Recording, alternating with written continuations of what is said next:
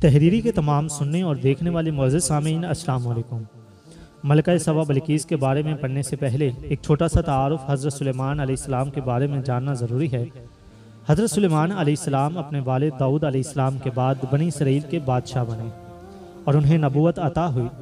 آپ نے اللہ سے دعا مانگی تھی کہ آپ کو ایسی حکومت عطا کی جائے جو آج سے پہلے کسی کو نہ ملی ہو اور نہ آئندہ ملے۔ اللہ نے ان کی دعا قبول فرما لی اور اللہ نے آپ کو ہوا، جنات، پرندوں اور جانوروں تک حکمرانی عطا کی۔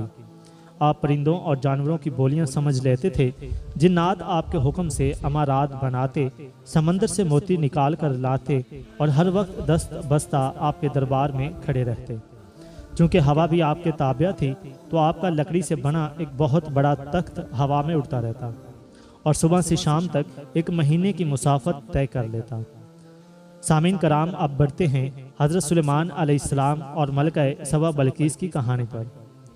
ملک یمن کے پاس ایک قبیلہ آباد تھا جس کا نام سبا تھا، اور یہاں کے لوگ سورج کی پوجا کرتے تھے اور ان کے حکمران ایک نہایت خوبصورت خوبرو ملکہ سبا بلقیس تھی۔ ایک دن کا واقعہ ہے کہ حضرت سلیمان علیہ السلام ایک مہم پر تھے۔ انہوں نے دربار لگایا سب سپہ سالاروں سے رپورٹ لینے کے لیے۔ جنوں، انس، جانور اور پرندے سب کے سب حاضر ہوئے، مگر ان کا چہیتا پرندہ ہدہد غائب تھا۔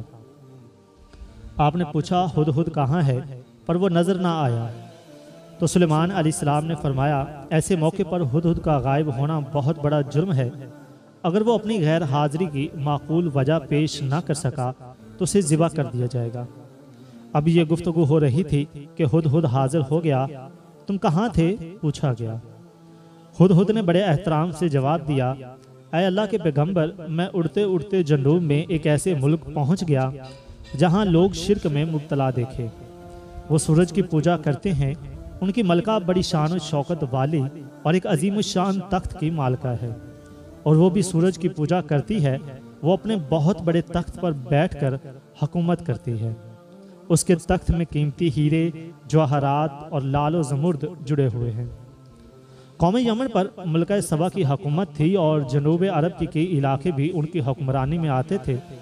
اگر تمہاری بات سچ ہے تو میرا خط اس ملکہ تک پہنچاؤ کہ وہ اور ان کی قوم شرک سے باز آ جائے اور دین کی راہ اپنائیں۔ خط پہنچانے کے بعد وہاں بیٹھ کر سنو وہ کیا رد عمل اختیار کرتے ہیں، اور پھر آ کر مجھے خیبر دو۔ حضرت سلیمان علیہ السلام نے ہدہد کو حکم دیا اور خط لکھوایا۔ حضرت سلیمان علیہ السلام نے ملکہ بلقیس کو مخاطب کر کے لکھا، بسم اللہ الرحمن الرحیم۔ یہ مکتوب سلیمان کی طرف سے ہے، اللہ رحمان رحیم کے نام سے شروع کیا گیا ہے۔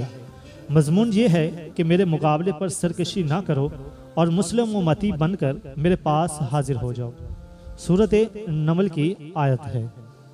یہ خط دراصل ملکہ سبا اور اس کی قوم کی طرف دعوت اسلام تھی۔ انہیں شرک سے ہٹا کر توحید کی طرف لانا تھا۔ ہدہد نے خط لے جا کر ملکہ بلقیس کی گود میں گرا دیا۔ اس وقت گرایا جب وہ سورج پرستی کے لیے معبد جاری تھی۔ ملکہ حضرت سلیمان علیہ السلام کا خط پڑھ کر حیران رہ گئی اور اس نے دربار بلوایا۔ ملکہ کے دربار میں اس وقت 300 کے قریب سردار بیٹھے تھے۔ انہوں نے جب خط کا متن سنا تو طیش میں آ گئے اور کہا کہ یہ ہماری توہین ہے، ہمیں اس کا سخت جواب دینا چاہیے۔ مگر ملکہ بہت سمجھدار تھی۔ انہوں نے سمجھایا کہ خط سے پتہ چل رہا ہے یہ کوئی عام شخص نہیں، خدا کا پیغمبر ہے۔ حق میں حکمت سے کام لے کر اسے آزمانا چاہیے۔ اگر یہ واقعی اللہ کے نبی ہوئے تو تحائف قبول نہیں کریں گے اور پھر ہم ایمان لے آئیں گے۔ کافی بحث کے بعد یہ طے پایا کہ حضرت سلیمان علیہ السلام کی خدمت میں پہلے تحائف بھیجے جائیں اور انتظار کیا جائے کہ ہمارے الچی وفد کیا جواب لے کر لوٹتے ہیں۔ ہدہد یہ ساری گفتگو سن رہا تھا۔ اس نے آ کر حضرت سلیمان علیہ السلام کو ساری بات سنا دی۔ سامعین کرام، دوسری جانب ملکہ بلقیس نے ایک وفد تیار کیا جس کے ہاتھ نہایت قیمتی تحفے، تحائف، غلام اور لونڈیاں حضرت سلیمان علیہ السلام کی خدمت میں روانہ کیے گئے۔ حضرت سلیمان علیہ السلام نے اس وفد کا ایسے شاندار استقبال کیا کہ وہ انگشت بدنداں رہ گئے۔ یاد رہے حضرت سلیمان علیہ السلام اس وقت دنیا میں سب سے امیر ترین شخص تھے۔ انہوں نے وفد کو بتایا کہ مجھے خدا نے وہ کچھ دیا ہے جس کا ملکہ بلقیس تصور تک نہیں کر سکتی۔ اس لیے یہ سب تحائف واپس لے جاؤ اور اپنی ملکہ سے کہہ دو کہ اگر اسلام قبول نہیں ہے تو ہمارے عظیم الشان لشکر کا انتظار کرے جس کا مقابلہ کرنے کی ہمت تمہاری قوم میں نہیں ہے۔ وفد جب واپس چلا گیا تو حضرت سلیمان علیہ السلام نے اپنے وزیروں اور جنات کو بلا کر کہا، تم میں سے کون ہے جو ملکہ بلقیس کا تخت اس کے یہاں پہنچنے سے پہلے لے آئے؟ ملکہ سبا کا تخت 80 گز لمبا اور 40 گز چوڑا تھا، سونے چاندی اور قیمتی جوہرات سے مرصوص تھا، اسے اٹھانا تو دور ہلانا بھی آسان نہیں تھا۔ ایک جن نے کہا کہ حضور میں دن ڈھلنے سے پہلے لا سکتا ہوں۔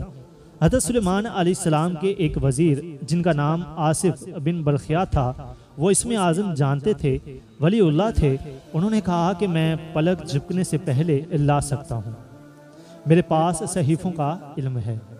حضرت سلیمان علیہ السلام نے آصف بن برخیا کو حکم دیا اور ملکہ کا تخت لمحوں میں حضرت سلیمان علیہ السلام کے سامنے ان کی کرسی کے برابر میں موجود تھا۔ حضرت سلیمان علیہ السلام نے تخت حاضر ہو جانے کے بعد اس پر لگے ہیرے، جوہرات اور دیگر قیمتی اشیاء کو ہٹانے کا حکم دیا تاکہ اس کی شناخت باقی نہ رہے اور ملکہ کا امتحان لیا جا سکے۔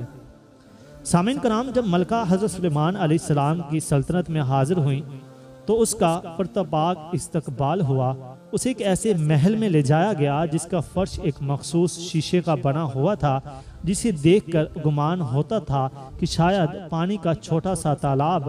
لہٰذا جب ملکہ اس محل میں داخل ہوئیں تو فریب نظر کا شکار ہو کر اپنے لمبے شاہی لباس کو دونوں ہاتھوں سے اوپر کر لیا تاکہ بھیگ نہ جائے، لیکن فرش پر قدم رکھنے کے بعد ملکہ کو یہ جان کر حیرت اور شرمساری محسوس ہوئی کہ یہ پانی نہیں بلکہ فرش پہ لگے شیشے کا عکس ہے۔ سامعین کرام، ملکہ بلقیس کو جب اس کا تخت دکھایا گیا جس کی شکل بظاہری تبدیل کر دی گئی تھی، مگر وہ اپنی ذہانت سے تخت کو پہچان گئی اور حیران رہ گئی کہ وہ اپنا تخت سخت حفاظتی پہرے میں چھوڑ کر آئی تھی۔ اسے اس بات کا یقین ہو گیا کہ جو شخص اس کے اتنے بھاری بھرکم تخت کو اتنی کم مدت میں یمن سے 1500 میل دور یروشلم کے شہر لا سکتا ہے، وہ یقیناً خدا کا پیغمبر ہے۔ سامعین کرام، یہ سب معجزات دیکھ کر وہ اس کے تمام لشکری حضرت سلیمان علیہ السلام کے ہاتھ پر مسلمان ہوئے اور کفر و شرک کی دنیا چھوڑ کر توحید کا پرچم تھاما، اور جو یمن اور جنوبی عرب میں اسلام پھیل گئی۔